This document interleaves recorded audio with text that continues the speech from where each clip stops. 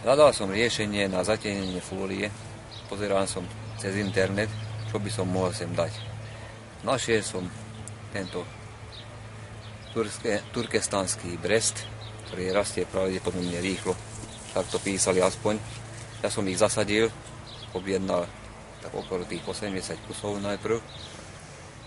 Také tenké, pol centimetrov, meter vysoké to boli.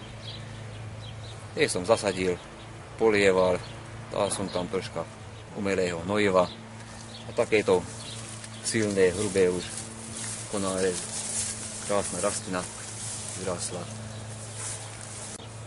Inak sa dobre strihajú, nepotrebuje nič zvláštne, nejaké hnojivo, ani postrek proti hmyzu.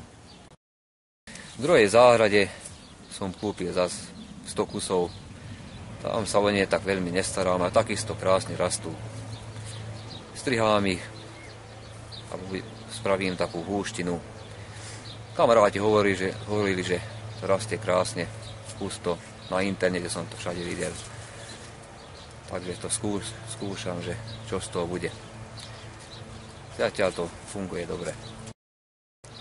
Túto rastlinu by som odporúčal na také miesta, tam, kde iné rastliny nerastú alebo nechcú rásť. Vydržujú veľké sucho, veľké zimy, vietor. Takže nenáročná rastlina to je.